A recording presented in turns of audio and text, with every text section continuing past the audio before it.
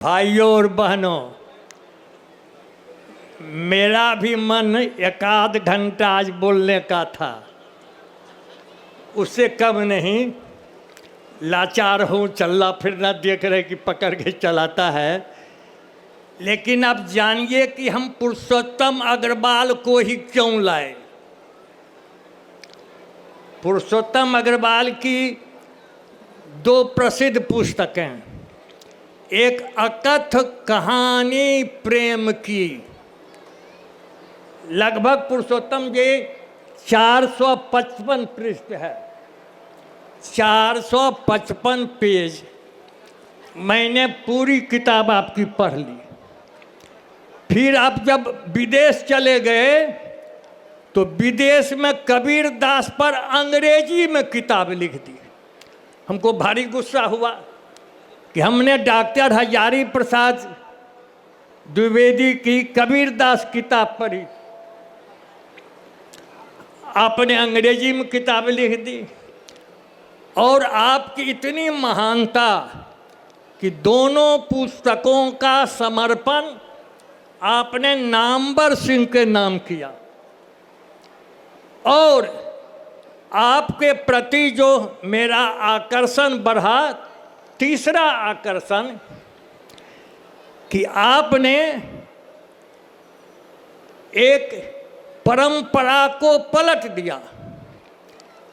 बेचारा महात्मा गांधी को आपने कहा मजबूती का नाम महात्मा गांधी है, मजबूती का नाम महात्मा गांधी। और वह मात्र 197 पृष्ठ का।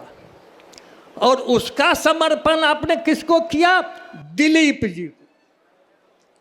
दिलीप जी कोई नामवर सिंह नहीं है, कोई मैनेजर पांडे नहीं है, कोई पुरुषोत्तम अग्रवाल नहीं है।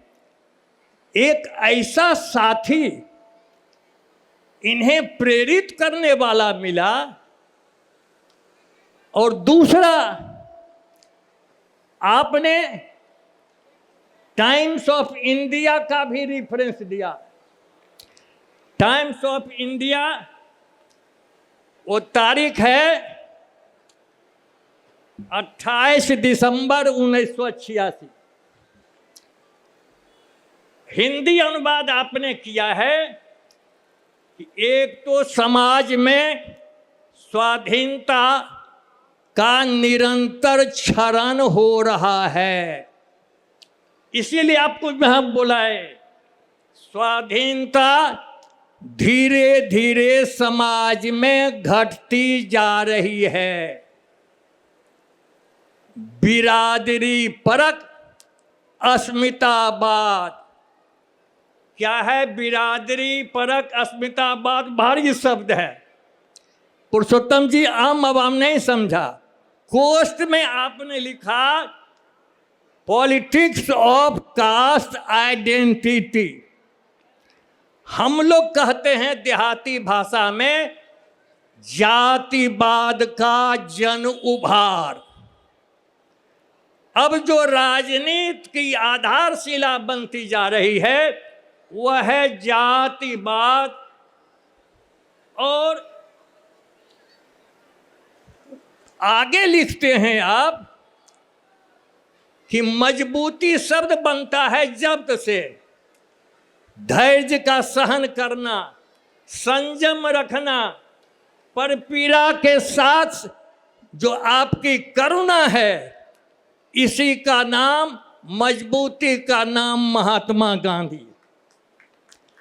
इसीलिए हमने आपको बुलाया।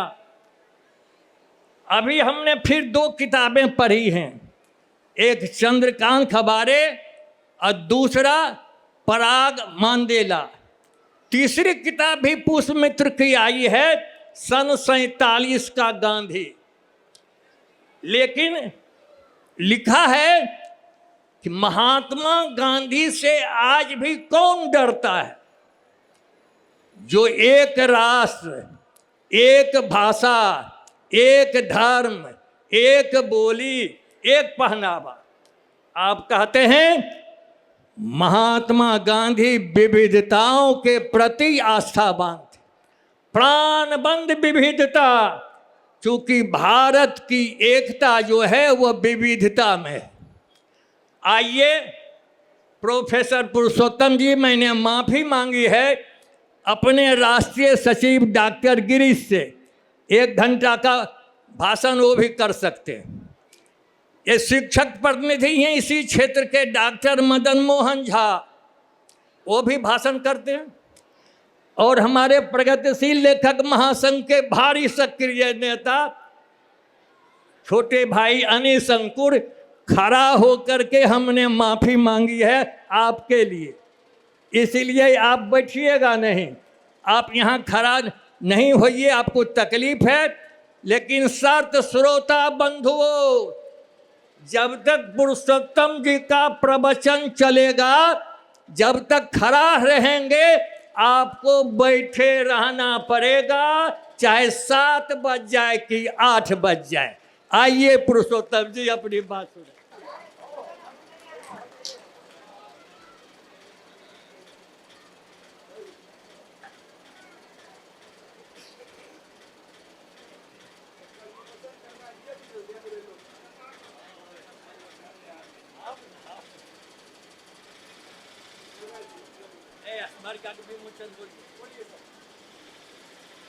पहले स्मारिका का विमोचन हो लेगा, मात्र 1 से 1.5 मिनट लगेगा।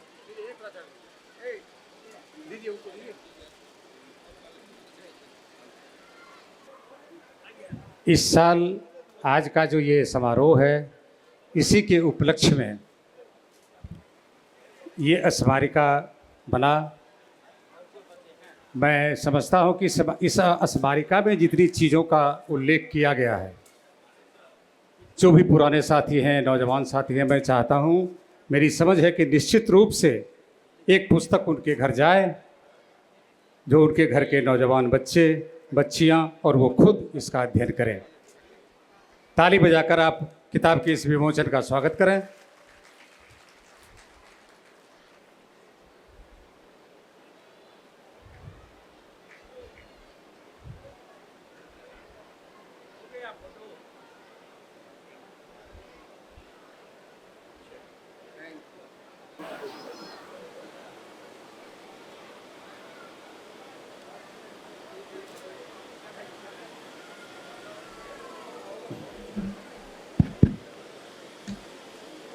आदरणीय शत्रुघ्न बाबू, मंच पर विराजमान मित्रों, सामने बैठे साथियों, मैं बहुत आभारी हूँ कार्यक्रम के आयोजकों का, खासकर शत्रुघ्न बाबू का, कि आप लोगों से बात करने का अवसर मुझे मिला।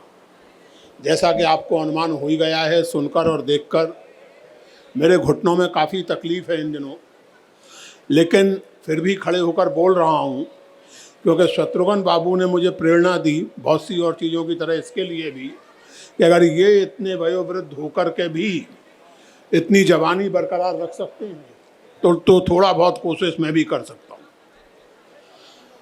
मैं यहाँ आया और मुझे ये था कि एक बहुत महत्वपूर्ण व्यक्तित्व के प्रतिमा का अनावरण, स्वाधीनता आंदोलन के बारे में बात,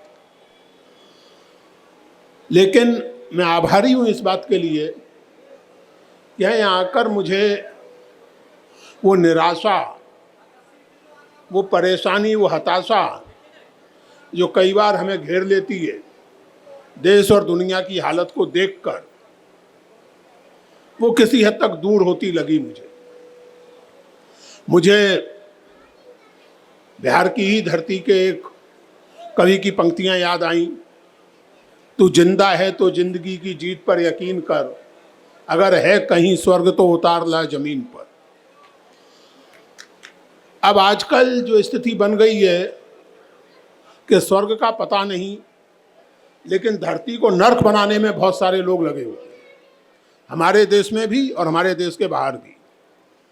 दुनिया की सबसे ताकतवर कुर्सी पर वो सज्जन बैठे हुए हैं, आज चूंकि पर्यावरण दिवस है, दुनिया की सबसे ताकतवर कही जाने वाली कुर्सी पर वो सज्जन बैठे हुए हैं जो कहते हैं कि क्लाइमेट चेंज एक स्कैंडल है। कोई क्लाइमेट चेंज नहीं हो रहा है, सब बकवास है। क्लाइमेट चेंज नहीं हो रहा है, क्यों? क्योंकि मैं तो देख रहा हूँ कि न्यूयॉर्क में बर्फ पड़ रही है, तो काहे का क्लाइमेट चेंज। और वो दुनिया के सबसे ताकतवर इंसान है इस समय। केवल एक यही उदाहरण नहीं है, ऐसी बहुत सी चीज़ें हम आप सुबह से शाम तक देखते हैं। और व्हाट्सएप के ज़माने में, सोशल मीडिया के ज़माने में अच्छी बातों के साथ साथ मूर्खताओं का प्रसार करना भी बहुत आसान हो गया है। और कुछ चीज़ें बड़ी एपरेंटली सही लगती हैं, लेकिन अगर उनको थोड़ा गहराई से देखें, जैसे अभी जो बच्चियां हमारी गीत गा रही थी, दे दी आज़ादी हमें बिना खड़ग बिना ढाल, साबरमती के संत तूने कर दिया कमाल। आपने ज़रूर पढ़ा होगा सोशल मीडिया वगैरह पर, और बातचीत में आपने सुना होगा कि क्या बेकार की बात है, अहिंसा से कहीं आज़ादी मिलती है, ऐसा क्या तीर मार दिया गांधी जी ने कि आज़ादी मिल गई। अब वैसे तो आजकल जो हालत हो गई है उसमें पढ़ने लिखने की बात करना खतरनाक है, लोग नाराज होने लगते हैं, लेकिन बिहार में ये बात की जा सकती है। बिहार में पढ़ने लिखने की बात करने में कोई हंसी उड़ने का खतरा नहीं है। कोई 11 बरस पहले या शायद 2014 या 15 में एक अमेरिकन विद्वान ने पुस्तक लिखी है, उनका नाम है स्वेन बैंकर्ट, कुछ इस तरह का नाम है, हार्वर्ड यूनिवर्सिटी के प्रोफेसर हैं। उस किताब के नाम से ही शायद आपको संकेत मिल जाए कि जो बात है वो क्या है। उस किताब का नाम है द एम्पायर ऑफ कॉटन, और उसमें उन्होंने बताया है कि ब्रिटिश राज में उसके निर्माण में और उसके लंबे अरसे तक चलने में कॉटन की कितनी बड़ी भूमिका थी। हम अपने बचपन में ये किंवदंती सुनते आए हैं कि अंग्रेजों ने ढाका के जुलाहों के अंगूठे कटवा दिए, क्योंकि इतनी फाइन मलमल वो बनाते थे कि उसके साथ कंपटीशन करना मशीन की बनी मलमल के लिए भी मुश्किल था। अब अंगूठे कटवा दिए थे या नहीं कटवा दिए थे ये तो पता नहीं, लेकिन ये तय है कि हिंदुस्तान की कॉटन इंडस्ट्री, टेक्सटाइल इंडस्ट्री को प्रयत्नपूर्वक नष्ट किया गया। और बहुत जल्दी 1857 तक आते आते और उसके बाद निश्चित रूप से ये स्थिति बन गई थी कि कच्चा माल आपका होता था, जाता था इंग्लैंड, वहाँ लैंकाशायर और मैनचेस्टर की मिलों में वो कपड़े के रूप में बदलता था, भारत आके बिकता था, कच्चा माल बहुत सस्ते दामों पे खरीदा जाता था, और बने बनाए माल टेक्सटाइल पर मुनाफे की कोई हद नहीं थी, आप जितना चाहें उतना कमा सकते। यानी भारत का दोहरा शोषण था, और ये कोई नई बात नहीं है, बहुत पहले से लोग कहते आए हैं। विलियम डिग्बी ने इस बात को पॉइंट आउट किया था 1906 में। उनके पहले दादा भाई नौरोजी ने अपनी मशहूर किताब the poverty and un-British rule in India में इस बात का विस्तार से वो किया था। लेकिन अभी ये जो नवीनतम किताब आई है, इसका जिक्र मैं इसलिए कर रहा हूँ कि व्हाट्सएप यूनिवर्सिटी के विद्वानों की बात तो नहीं कह सकते, लेकिन जो सीरियस अर्थशास्त्री और इतिहासकार हैं वो एम्पायर ऑफ कॉटन का भी मतलब जानते हैं, और एम्पायर ऑफ कॉटन को खत्म करने में चरखे का कितना बड़ा योगदान था इसका भी मतलब जानते हैं। गांधी जी का तकली और चरखा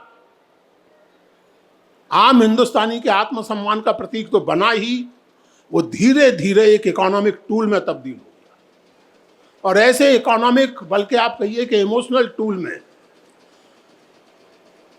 हरिशंकर परसाई जी ने अपने एक संस्मरण में लिखा है कि जब हम बच्चे थे, छोटे, जबलपुर के पास किसी गांव में रहते थे, तो एक दिन मैंने देखा कि मेरी माँ और मेरी बुआ, जो आमतौर से बड़ी फाइन महीन रंगीन साड़ियाँ पहनती हैं, वो एकाएक बड़ी मोटी खद्दर की एकदम टाट जैसी साड़ियाँ पहने हुए हैं। तो मैं चकित हुआ, मैंने कहा कि ये क्या है, क्यों आपने ऐसा किया। तो परसाई जी लिखती हैं कि उन्होंने उत्तर दिया, माँ और बुआ ने, कि बाकी हमें नहीं पता, लेकिन सुना है कि खद्दर पहनो तो गांधी जी को अच्छा लगता है। ये जो कम्युनिकेशन था, गांधी जी के बारे में बहुत सी बातें कही जाती हैं। एक बात पर ध्यान देने की जरूरत है दोस्तों, और मुझे लगता है कि इस पर कुछ काम हुए हैं और अधिक होने चाहिए। गांधी जी संप्रेषण के, मास कम्युनिकेशन के 20वीं सदी के निश्चित रूप से ग्रेटेस्ट मास्टर थे। आप कल्पना कीजिए कि जबलपुर के देहात का कोई गांव और वहां तक ये संदेश पहुंचा हुआ है कि अगर आप खादी पहने तो गांधी जी को अच्छा लगता है। राजा राव का मशहूर उपन्यास है कंठपुरा, 1936 या 37 में लिखा गया था। गांव का सारा जीवन बदल जाता है। गांधी जी उस उपन्यास में लगातार मौजूद हैं और गांधी जी प्रत्यक्ष रूप से उपन्यास में एक बार भी नहीं आते। एक कोई बंदा चला आता है वर्धा, वो गांधी जी की बातें, उनका संदेश लेकर वहां पहुंचता है और गांव का सारा जीवन बदल जाता है। श्याम बेनेगल के भारत एक खोज में पूरा एक एपिसोड कंठपुरा पर है, अगर आप याद कर सकें या दोबारा देखना चाहें तो आज जब इन बातों पर बात की जाती है तो ये भुला दिया जाता है कि कोई भी साम्राज्य, कोई भी राज्य सत्ता असल में बुनियादी तौर से व्यापार की रक्षा और व्यापार की बढ़ोतरी के लिए होती है। कौटिल्य अपने अर्थशास्त्र में सबसे बड़ा काम ये मानते हैं राजा का और राजतंत्र की सफलता का कि रेवेन्यू कलेक्शन सलीके से और ईमानदारी से हो। अबुल फजल के अनुसार बादशाह के लिए रेवेन्यू कलेक्शन इबादत का ही एक रूप है। आप कल्पना कीजिए, औरंगजेब की मृत्यु के समय यानी सन 1707 में अर्थशास्त्रियों का अनुमान है कि दुनिया भर की अर्थव्यवस्था का लगभग 25% भारत कंट्रीब्यूट करता था। भारत से आगे केवल एक अर्थव्यवस्था थी और वो थी चीन की।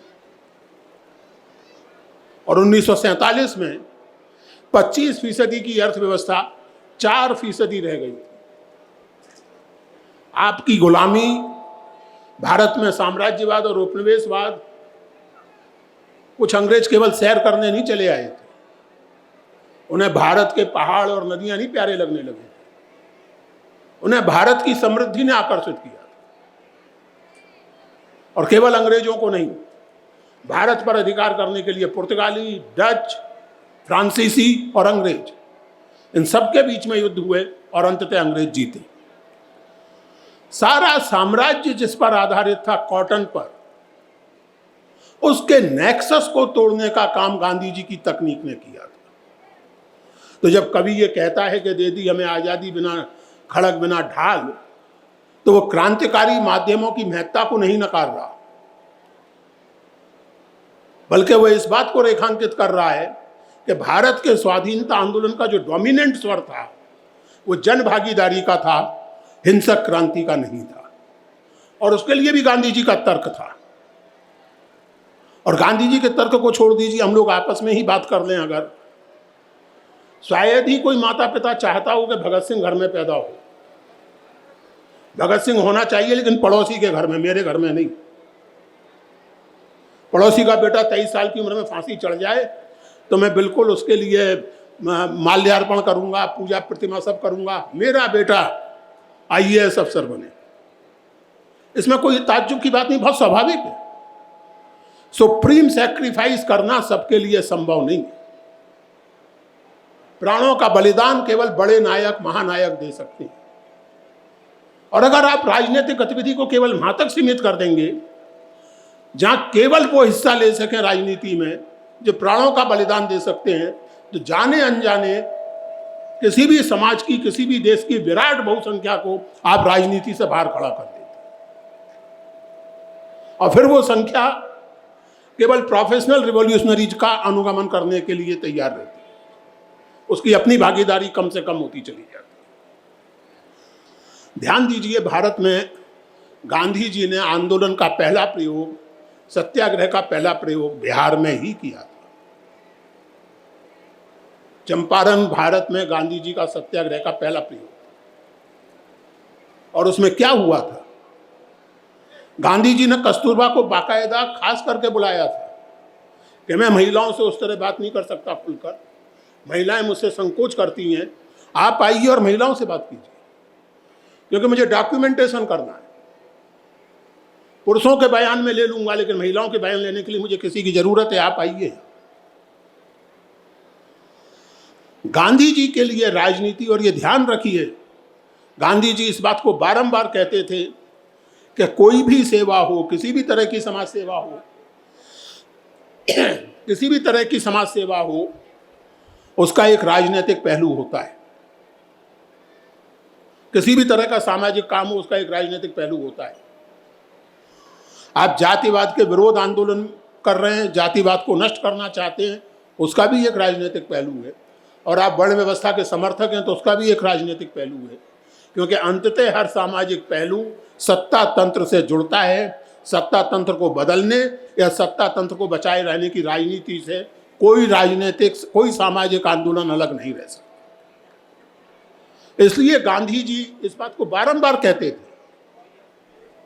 अभी मुझसे पिछले दिनों किसी ने पूछा एक इंटरव्यू में कि सर आप सक्रिय राजनीति में कब जाएंगे। मैंने कहा मैं तो पिछले लगभग 40 साल से सक्रिय राजनीति में हूं। ये और बात है कि पार्टी पॉलिटिक्स में नहीं।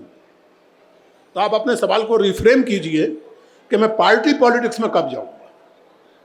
आपका सवाल गलत है, क्योंकि मैं भाषण देता हूं, मैं लिखता हूं, जगह जगह जाता हूं। I am doing politics. किसी राजनीतिक पार्टी से जुड़े बिना मैं पॉलिटिक्स कर रहा हूं। आप आकलन कीजिए, मूल्यांकन कीजिए कि मैं किस तरह की पॉलिटिक्स कर रहा हूं, लेकिन रिकॉग्नाइज कीजिए कि मैं पॉलिटिक्स कर रहा हूं। गांधी जी इस मामले में क्रिस्टल क्लियर थे कि हर समाज सेवा का एक राजनीतिक पहलू होता है। तो मित्रों, एक बात तो ये कि अहिंसक आंदोलन का अर्थ क्रांतिकारी कर्म की महत्ता को टोटली नकारना नहीं है, लेकिन यह जरूर है कि हम याद रखें कि क्रांतिकारी कर्म सुप्रीम हीरोज का काम हो सकता है, सुप्रीम सेक्रीफाइस हीरोज का काम हो सकता है। जन भागीदारी केवल अहिंसक आंदोलनों में संभव है। और गांधी जी को इस बात की गहरी इंसाइट थी, और यही कारण है कि पूर्व के नेताओं के प्रति पूरे सम्मान के साथ इस बात पर लगभग आम सहमति है कि गांधी जी के कारण कांग्रेस मध्य वर्ग की बजाय किसान और मजदूर की पार्टी बन गई। क्योंकि गांधी जी ये उम्मीद नहीं करते आपसे कि आप जान दे दें, आप पिकेटिंग करें, 2 दिन के लिए जेल चले जाएं, आप नेशनल हीरो हैं। आप असहयोग कर दें, मोटा कपड़ा पहनना शुरू कर दें, इंग्लैंड से आया हुआ कपड़ा पहनना बंद कर दें, आप हीरो हैं, आप पार्टिसिपेट कर रहे हैं, जन आंदोलन में हिस्सा ले रहे हैं। दूसरी ओर गांधी जी इस बात के प्रति निरंतर सावधान थे कि आंदोलन की या किसी भी तरह के भावावेश की जो गर्मी होती है, स्वाभाविक है। अगर आप किसी समाज ने आप पर अनधिकार कब्जा कर रखा है, आपका उपनिवेश बना रखा है आपके देश को, तो उसके प्रति आपके मन में क्रोध होगा, उसके मन में आपके प्रति नाराजगी होगी, लेकिन उसे व्यक्तियों के प्रति घृणा में नहीं बदलना चाहिए। चर्चिल के बारे में हम सब जानते हैं। चर्चिल से अधिक कुख्यात साम्राज्यवादी 20वीं सदी में संभवतः दूसरा नहीं हुआ। बंगाल का भयानक तमकाल किसी प्राकृतिक आपदा का नहीं, चर्चिल की दुष्टता का परिणाम। और गांधी जी के बारे में चर्चिल की जो राय थी, चर्चिल जिस तरह उनके बारे में सोचता था, वो हम सब जानते हैं। आज़ादी के बाद जवाहरलाल जी जब इंग्लैंड गए संभवतः 54 या 55 में, तो एक समारोह में मुलाकात हुई और चर्चिल ने अपना आश्चर्य प्रकट किया कि मुझे ताज्जुब है कि हम लोगों ने आप पर इतने लंबे अरसे तक शासन किया और इस तरह का आपके देश के साथ व्यवहार किया, फिर भी आप हमसे घृणा नहीं करते। तो जवाहरलाल जी ने कहा कि हमारे टीचर ने, हमारे मास्टर ने हमें यही सिखाया है कि किसी भी अन्याय का विरोध करते समय मनुष्य मात्र से घृणा का कोई स्थान आपके जी में नहीं होना चाहिए। और उसके बाद चर्चिल ने लिखा था कि Jawaharlal is one of those exceptional man who have one over hatred.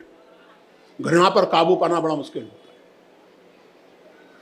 मित्रों, जब गांधी जी लोग गोलमेज कॉन्फ्रेंस के लिए इंग्लैंड गए, तो वो मजदूरों की ही बस्ती में ठहरे, या जिसे कहते हैं डिप्रेस नेबरहुड में, गरीबों की बस्ती में। किसी इलाके के मजदूर उनसे मिलना चाहते थे और उन्होंने गांधी जी को अपने यहाँ निमंत्रित किया। विलियम एल श्रायर नाम के एक पत्रकार थे जो उस पूरे घटनाक्रम को कवर कर रहे थे, जिन्होंने बाद में चल के बहुत ही मशहूर किताब लिखी है हिटलर शाही के बारे में, the rise and fall of third rig. तो वो 1931-32 में शिकागो ट्रिब्यून के लिए भारत को और खास करके गांधी जी को कवर कर रहे थे। तो इंग्लैंड भी गए थे, उन्होंने उस सब का वर्णन किया है, उसको आप देखेंगे। लंदन की पुलिस चिंतित थी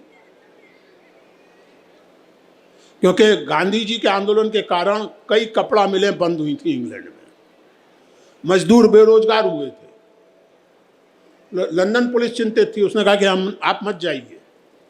गांधी जी मानने वाले व्यक्ति तो थे नहीं, उन्होंने कहा मैं तो जाऊंगा, चाहे जो हो, मर जाऊंगा लेकिन मैं तो जाऊंगा, मुझे मजदूर भाइयों ने बुलाया है, मैं तो जरूर मिलने जाऊंगा।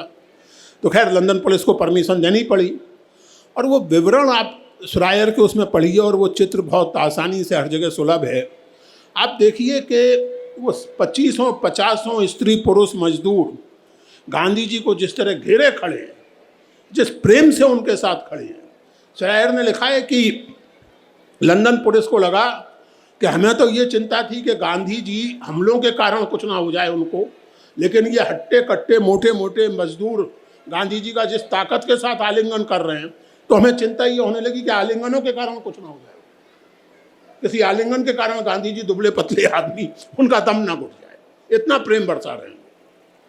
क्योंकि गांधी जी ये कम्युनिकेट कर सके थे बहुत सहज रूप से कि मेरी लड़ाई आपसे नहीं, मेरी लड़ाई आपकी रोजी रोटी से नहीं है, मेरी लड़ाई उस सिस्टम से है तो जो यहाँ आपको बेरोजगार बनाता है, जिसका रोजगार, जिसके द्वारा आपको दिए जाने वाला रोजगार हमारे जैसे एशियाई और अफ्रीकी समाजों का खून चूसे बिना संभव नहीं। मेरी लड़ाई उस सिस्टम से। आप जानते हैं एक मशहूर पुस्तक का नाम, बेगूसराय में उस पुस्तक के लेखक का नाम लेने की जरूरत नहीं होनी चाहिए, imperialism the highest stage of capitalism. तो मेरी लड़ाई उस सिस्टम से है। गांधी जी एक बहुत निराले व्यक्ति थे और उनकी हर बात से सहमत होना संभव नहीं है, मैं खुद नहीं हूं, मैं नहीं हो सकता। उनके नितांत निकट सहयोगी पटेल, नेहरू, राजा जी, वो गांधी जी की हर बात से सहमत नहीं हो पाते थे। अगर आप नेहरू की आत्मकथा पढ़ें तो उन्होंने गांधी जी के बारे में बहुत कड़ी बातें लिखी है, बहुत कठोर बातें लिखी है। एक जगह उन्होंने लिखा है कि बापू के साथ तर्क करने का तो सवाल ही नहीं पैदा होता, तर्क की बात ही नहीं सुनते। लेकिन साथ में ये भी लिखा है, जब गांधी जी किसी बात पर खिन्न हो गए, बल्कि नेहरू खिन्न हो गए गांधी जी से किसी बात पर, तो नेहरू ने गांधी जी को लिखा कि हाँ मैंने आपसे कुछ कड़ा कह दिया था, लेकिन प्लीज इस बात को समझिए कि दुनिया के, देश के इस अंधेरे में मेरी अकेली लालटेन केवल आप अकेली रोशनी है मेरी। विचित्र व्यक्तित्व, अहिंसा की बात होती है और मेरी इस पुस्तक का और उस भाषण का जिक्र शत्रुघ्न बाबू ने कृपापूर्वक किया, मजबूती का नाम महात्मा गांधी। उस लेख में मैंने, या उस व्याख्यान में, असल में ये व्याख्यान आज से कोई 21 बरस पहले दिया गया था। गांधी पीस फाउंडेशन में वो लोग व्याख्यान आयोजित करते हैं हर साल, गांधी मेमोरियल लेक्चर।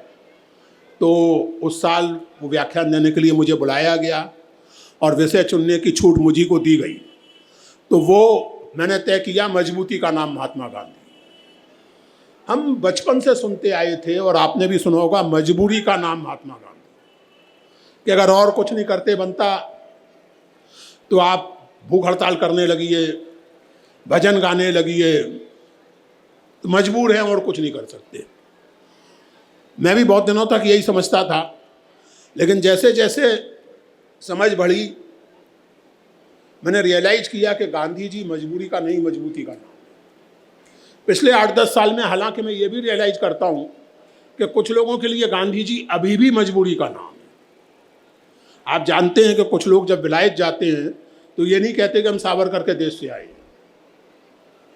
यही कहते हैं कि हम गांधी के देश से आए, यही कहते हैं कि हम बुद्ध के देश से आए। तो उनकी मजबूरी है मनी मन गांधी जी से चिढ़ना, मनी मन गांधी जी की पॉलिटिक्स को रिजेक्ट करना, लेकिन मजबूरी है, दुनिया दिखावे के लिए गांधी जी के सामने झुकना पड़ता है। तो ऐसे लोगों के लिए गांधी जी सचमुच मजबूरी भी है। हम जैसे लोगों के लिए गांधी जी मजबूती हैं और मजबूती का स्रोत है।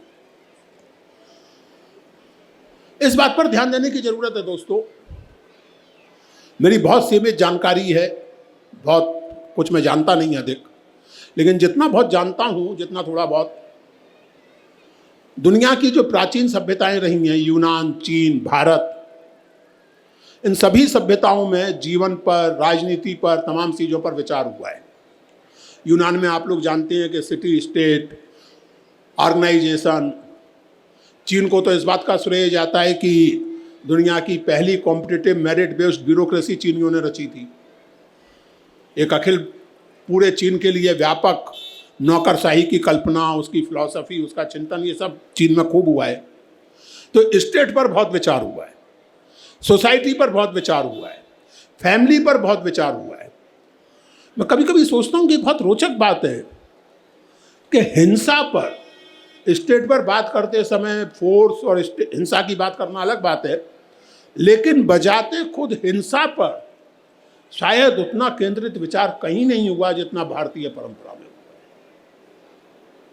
भगवान बुद्ध और भगवान महावीर के बारे में तो हम जानते ही हैं, लेकिन हमें यह भी याद रखना चाहिए कि महाभारत का आरंभ और अंत दोनों इस बयान से होता है, इस स्टेटमेंट से होता है। महाभारत के आरंभ में भी ये बात आती है कि अहिंसा परमो धर्मा, और महाभारत के अंत में भी ये बात आती है अहिंसा परमो धर्मा। महाभारत हम जानते हैं कि एक फ्रेटर्नल वॉर का भयानक चित्रण है, भयानक हिंसा का चित्रण है महाभारत, लेकिन केंद्र में है अहिंसा और हिंसा की समस्या।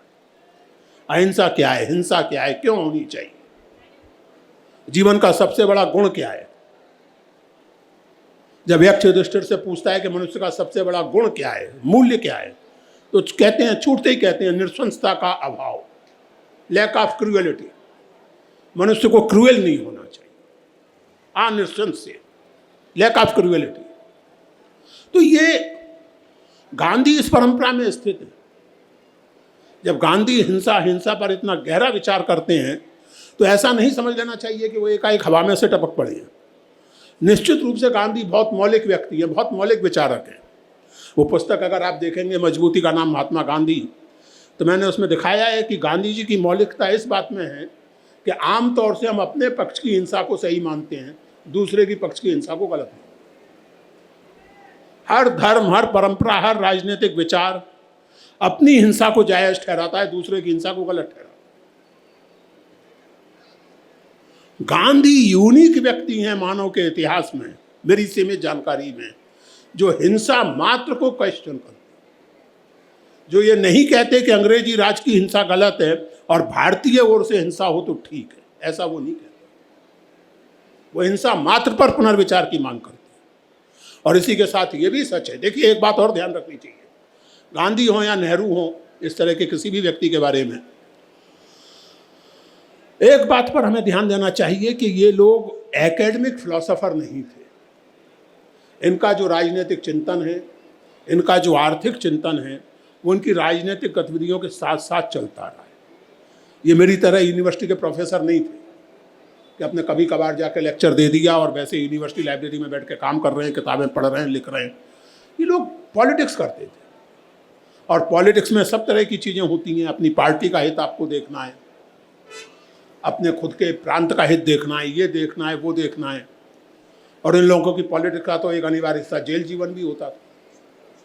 और मज़े की बात मुझे याद आ रही है, आज़ादी के बाद नेहरू ने कहा था कि अब मेरा पढ़ना बड़ा मुश्किल हो गया है, पढ़ना और लिखना। पढ़ तो फिर भी लेता हूँ, लेकिन लिखना असंभव हो गया है, क्योंकि जेल जाऊँ तो लिखूँ। आज़ादी के पहले जेल जाता था तो वहाँ लिखने को मिल जाता था, कोई काम नहीं होता था। अब तो मैं लिख ही नहीं सकता। तो ये लोग जो भी चिंतन कर रहे थे, उसमें से जो भी सूत्र हम निकालते हैं, वो ध्यान रखें कि इनके राजनीतिक कर्म इनके समाज कर्म के साथ गहरे में गुथे हुए, और इसीलिए कई जगह आपको अटपटा भी लगेगा। जैसे गांधी जी, जिन्होंने चौरी चौरा के कारण असहयोग वापस ले लिया था, उन्होंने 1942 में गवर्नर जनरल को, वाइस राय को, ये कन्वे कर दिया था कि अगर इस बीच कोई हिंसा हो गई तो मैं कुछ नहीं कर पाऊंगा।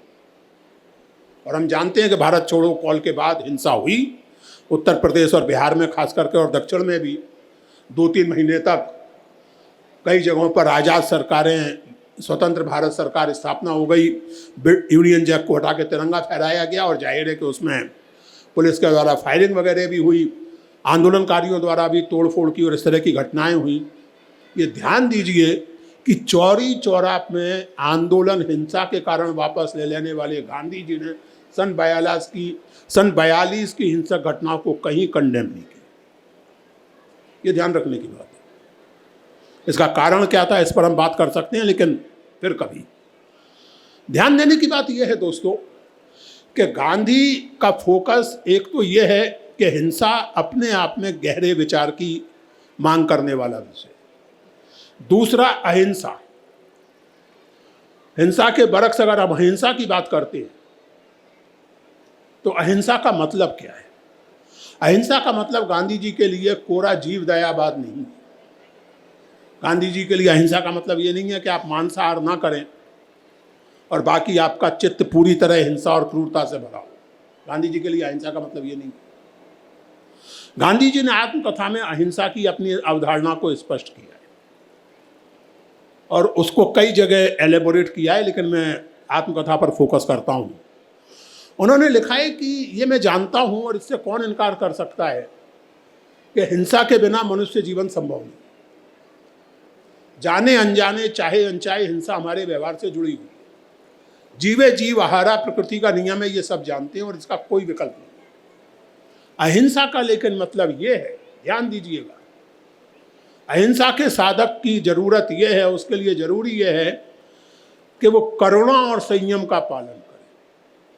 उसके मन में दूसरों के दुख के प्रति करुणा हो और अपने इच्छाओं के प्रति संयम का भाव हो। अहिंसा और करुणा और संयम जो साधता है, गांधी जी के अनुसार वो अहिंसा का साधन है। वैष्णव जन तो तेणे कहिए जे पीर पराई जाने। पराई का अर्थ केवल व्यक्ति के अर्थ में नहीं, पराई का अर्थ आपकी सामाजिक सांस्कृतिक पहचान और आर्थिक हैसियत के अर्थ में। मैं सवर्ण पुरुष हूं, मुझे बिना उसको भोगे, जो मुझे भोगनी नहीं पड़ेगी, कभी भोगनी नहीं पड़ी, मुझे बिना उस पीड़ा को भोगे स्त्री की पीड़ा को समझना चाहिए। मुझे बिना उस पीड़ा को भोगे दलित की पीड़ा को समझना चाहिए। बिना उस पीड़ा को भोगे मुझे उस मुसलमान की पीड़ा को समझना चाहिए जिसे सुबह से शाम तक अपनी देशभक्ति साबित करनी पड़ती है। इसको कहेंगे गांधी जी के शब्दों में पीर पराई जाने रे। वैष्णव जन तो तेणे कहिए जे पीर पराई जाने रे। पर्यावरण दिवस है आज। क्या संयम के बिना पर्यावरण बचाया जा सकता है? जैसी समृद्धि का सपना हर देश अपने नागरिकों को दिखाता है, अमेरिका जिसका मॉडल मान लिया गया है, अर्थशास्त्री और पर्यावरण शास्त्री दिखा चुके हैं कि अगर वैसी समृद्धि दुनिया के हर समाज को चाहिए तो एक धरती से काम नहीं चलने वाला। 8-10 धरतियों की जरूरत पड़ेगी उसके लिए। इसीलिए एल मस्क जैसे लोग तो मंगल और चांद पर चल भी दिए। वो संभव ही नहीं है। दिल्ली कभी आप आइए, इतनी चौड़ी सड़कें, इतनी बढ़िया सड़कें दिनों दिन नई बनती जा रही हैं। शायद ही कोई इलाका है दिल्ली का जहां ट्रैफिक जाम ना होता, क्योंकि कितनी भी सड़कें बढ़िया बना लें आप, जिस तेजी से कारों की संख्या बढ़ रही है, पब्लिक ट्रांसपोर्ट है नहीं या कम है, कारें बहुत ज्यादा हैं, फिर गर्मी, सारा एमिशन कहाँ जाएगा? अगर हम अपने standard of living, style of living पर संयम नहीं करेंगे तो पर्यावरण नहीं बचेगा। As simple as that. और गांधी जी के लिए उन्होंने पर्यावरण पर अलग से कभी कुछ नहीं कहा, लेकिन गांधी जी के चिंतन में पर्यावरण पर उनकी चिंता उनके अहिंसा चिंतन में समाहित है, क्योंकि उनके लिए अहिंसा का मतलब है संयम और करुणा। एक और चीज पर ध्यान देने की जरूरत है मित्रों, जिस पर मैंने अपनी किताब में बात की है। गांधी जी बहुत धार्मिक व्यक्ति थे और इस बात को लेकर उनसे वामपंथी भी दुखी रहते थे और दक्षिणपंथी इस बात को लेकर दुखी रहते हैं कि धार्मिक क्या थे, मुसलमानों का अपीजमेंट करते। छोटी छोटी चीज़ों पर अगर आप ध्यान दें तो कुछ बड़े मज़ेदार नतीजे निकलते हैं। गांधी जी ने किसी आलोचना से डर के ना तो ये कहना छोड़ा कि रघुपति राघव राजा राम। बहुत से लोग कहते थे कि तो देखिए आप तुलसीदास के राम को बीच में ला रहे हैं, रघुपति राघव राजा राम क्या मतलब है, सीता राम सीता राम। गांधी जी ने कभी नहीं छोड़ा। दूसरी तरह की आलोचनाओं से डरकर गांधी जी ने यह कहना भी कभी नहीं छोड़ा कि ईश्वर अल्लाह तेरो नाम। गांधी जी के लिए रघुपति राघव राजा राम भी उतने जरूरी था जितना कि ईश्वर अल्लाह तेरो नाम जरूरी था। गांधी जी बहुत धार्मिक व्यक्ति थे, घोषित रूप से कहते थे मैं धार्मिक हूं। क्या अर्थ था गांधी जी का धार्मिक होने? इसके लिए विभिन्न बहुत सारे प्रसंग हैं, बहुत सारी बातें गांधी जी ने अलग अलग अवसरों पर कही हैं, लेकिन इसका एक सार रूप अगर मिलता है, मेरी किताब में उस पर पूरा एक चैप्टर है, इसका अगर सार रूप मिलता है तो 1935 में यूरोप अमेरिका से कुछ पादरी गांधी जी से मिलने आए थे। बेसिल मैथ्यूस नाम के एक पादरी के नेतृत्व में उनके साथ गांधी जी की बातचीत हुई, और जैसा कि चलन था गांधी जी की हर बातचीत, हर गतिविधि अखबारों में यानी हरिजन और उसमें छपती थी, यंग इंडिया में। तो उस बातचीत का विस्तृत विवरण उपलब्ध है, collected works of Mahatma Gandhi में उपलब्ध है, कई जगह उपलब्ध है, आप उसको देख सकते हैं और उसका अर्थ अपने आप निकाल सकते हैं। गांधी जी ने कहा कि देखिए मैं तो गीता को भी मानता हूँ, बाइबल को भी मानता हूँ, कुरान को भी मानता हूँ, और योग वगैरह तो मैं जानता नहीं, लेकिन मेरी दाई माँ ने मुझे बचपन में समझाया था कि भूत का बहुत डर लगता था मुझे। तो मेरी दाई ने कहा कि भूत कुछ होता नहीं और फिर भी डर लगता हो तो राम का नाम ले, सब भूत भाग जाएंगे। तो मैंने राम नाम तो अपनी दाई से सीख लिया, और मैं ये मानता हूँ कि यही काम किसी मुसलमान के लिए अल्लाह का नाम कर सकता है, किसी ईसाई के लिए जीसस का नाम कर सकता है। लेकिन बात हो रही थी, गांधी जी ईसाई पादरियों की गतिविधियों पर सवाल उठा रहे थे, खासकर धर्मांतरण के सवाल पर उनकी राय बड़ी स्पष्ट थी कि धर्मांतरण का कोई मतलब नहीं है, उसको स्वीकार नहीं किया जा सकता वगैरह वगैरह। तो इसमें काफ़ी मज़ेदार लेकिन फोर्सफुल आर्गुमेंट चल रहे थे। तो बेसिल मैथ्यू और उनके साथी ये समझ गए कि गांधी जी केवल कॉमन सेंस के आधार पर बात नहीं कर रहे। वो समझ गए कि गांधी जी को ईसाई थियोलॉजी की और ईसाई हिस्ट्री की अच्छी खासी जानकारी है, और वो उसके भीतर से बात कर रहे। तो हालांकि कोटेशंस नहीं देते थे गांधी जी, तो उसके भीतर से बात कर रहे हैं। तो उन्होंने पूछा कि अच्छा वो सब तो ठीक है, लेकिन आप ये बताइए कि what is the source of your authority, what is the seat of your authority. आप अंततः प्रमाण किसको मानते हैं, आपका प्रमाण भाव कहाँ निवास करता है, कहाँ कही गई बात को या किस तरह कही गई बात को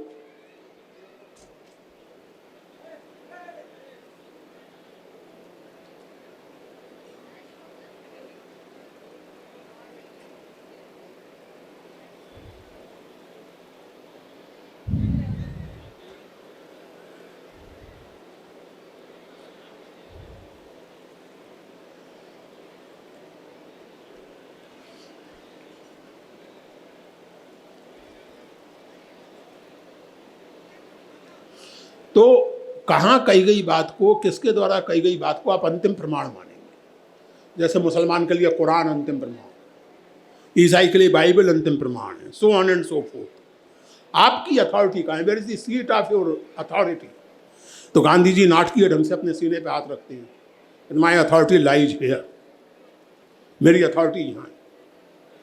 और आगे गांधी जी ने जो कहा है वो उन सबके लिए आंखें खोल देने वाला है जो धार्मिक होने का दावा करते हैं और जो धर्म के मर्म को समझे बिना उसकी आलोचना करने का दावा करते हैं।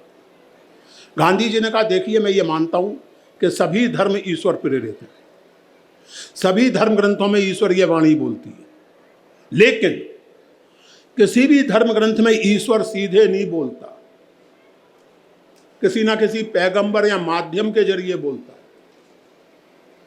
अवतार के जरिए बोलता है। ईश्वर जो है वो अवतार के या पैगंबर के या माध्यम के जरिए बोलता है।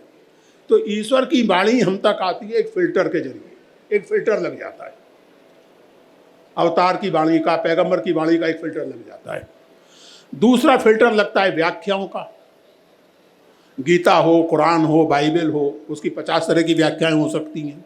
आज हम जब 2026 में मान लीजिए किसी भी धर्म ग्रंथ को पढ़ें तो हमसे पहले 50 लोगों ने पढ़ा है, सैकड़ों सालों से लोग पढ़ते आए हैं, व्याख्याओं का अंबार लगा हुआ है हर धर्म ग्रंथ पर। तो दूसरा फिल्टर होता है व्याख्याओं का। उन्होंने कहा कि इन दो फिल्टर से छनकर ईश्वरीय वाणी मुझ तक आती है, इसलिए मैं किसी भी ईश्वरीय वचन को स्वीकार करने के लिए अपने विवेक का बलिदान नहीं कर सकता।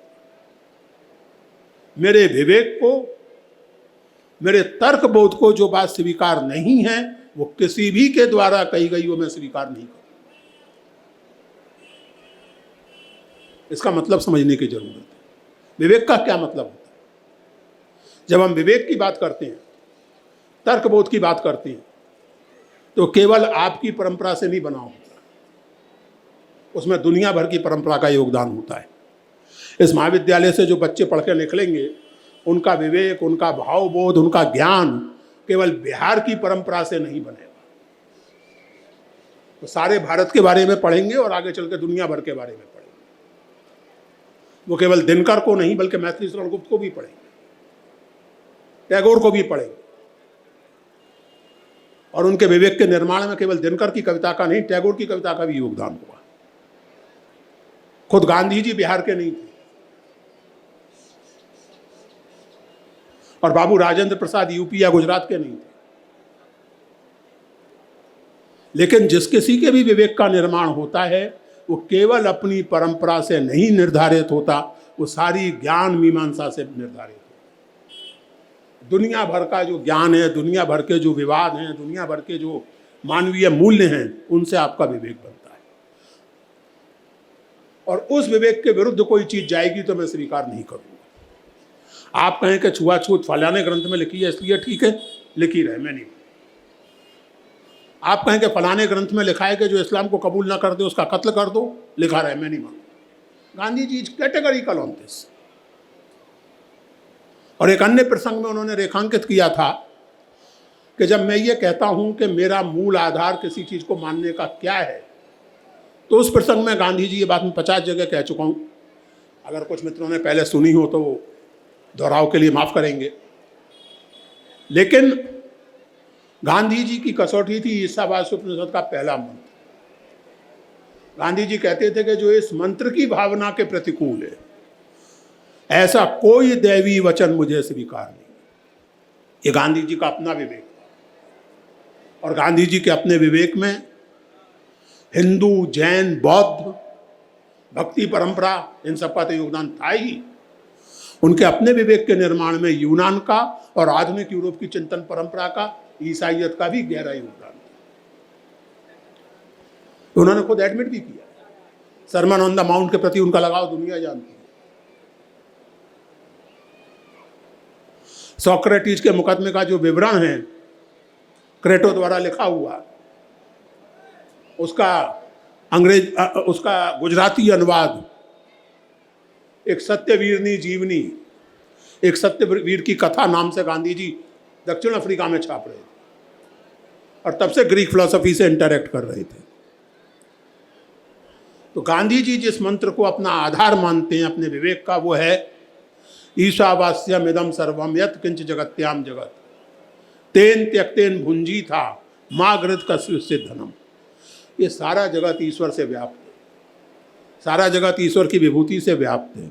उसमें तुम्हारा भी हिस्सा है, लेकिन केवल तुम्हारा हिस्सा नहीं, उसमें दूसरों का भी हिस्सा है। इसलिए उसका भोग करो, लेकिन त्याग करते हुए भोग करो। सब कुछ तुम्हारे लिए इस तरह भोग नहीं हो सकता। पर्यावरण के संकट की हम बात करते हैं, हो रही है बात। दिल्ली में मध्यवर्गीय कॉलोनियों में भी पानी की दिक्कत है। जो डिप्रेस नेबरहुड से वहाँ तो बहुत बुरा हाल है, लेकिन जो सुपर एलीट की कॉलोनीज हैं, नई दिल्ली के बंगले हैं कई कई एकड़ की लॉन वाले, उनमें पानी की कोई दिक्कत नहीं। 5 स्टार होटलों के स्विमिंग पूल्स में पानी की कोई दिक्कत नहीं, क्योंकि आपको इस बात की परवाह नहीं है कि दिल्ली के पानी में केवल आपका नहीं किसी और का भी हिस्सा है। तो ये जो चीज है कि संसार की विभूति में सबका हिस्सा है, सबका उस पर हक है। गांधी जी के अनुसार किसी भी धर्म ग्रंथ को, किसी भी धार्मिक वचन को मानने ना मानने का तार्किक आधार ये है। मित्रों,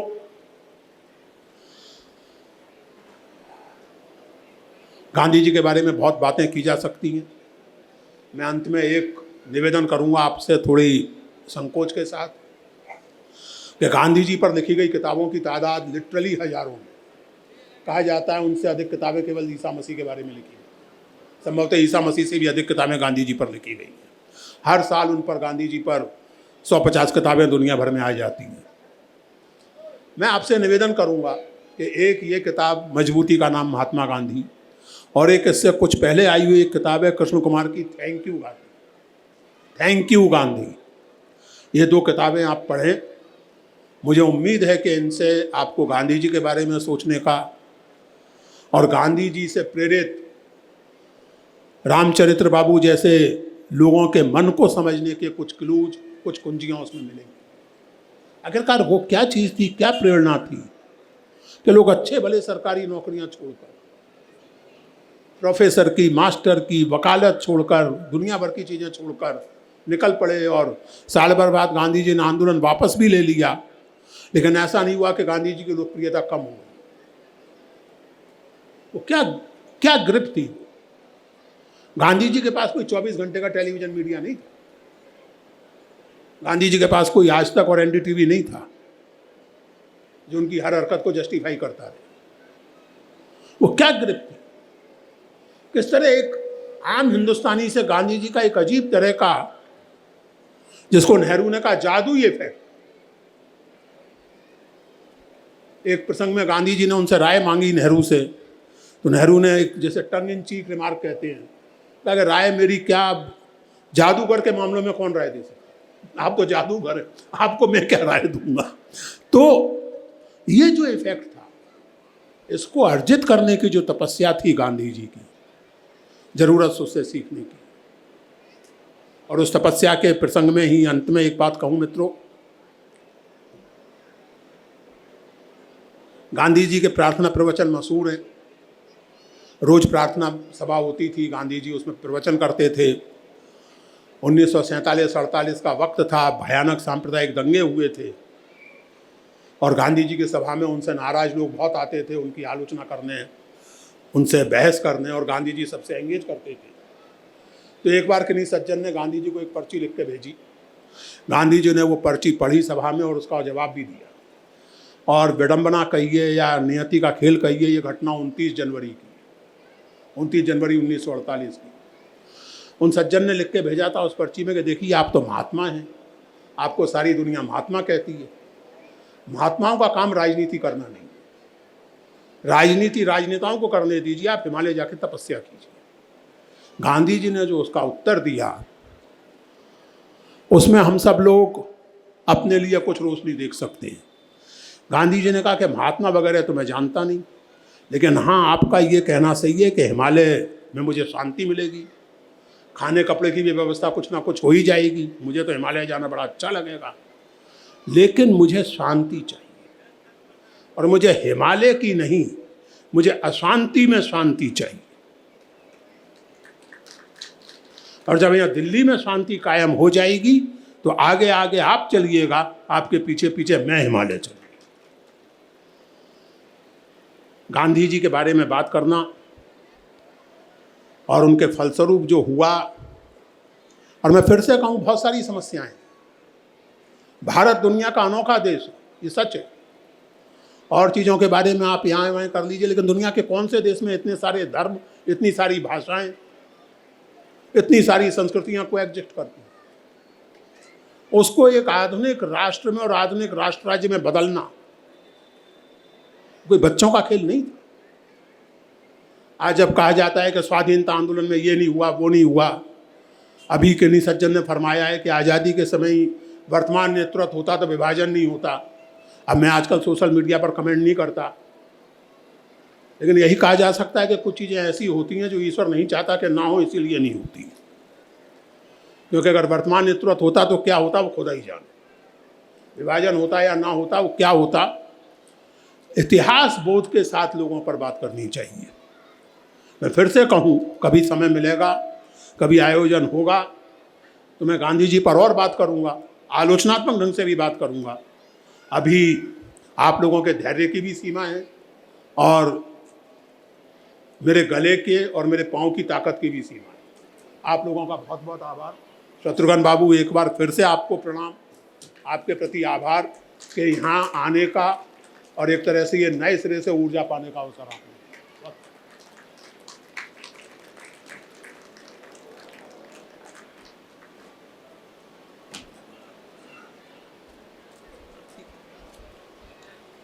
मोबाइल सर आप ये मोबाइल मेरा नहीं। रिकॉर्ड के लिए रखा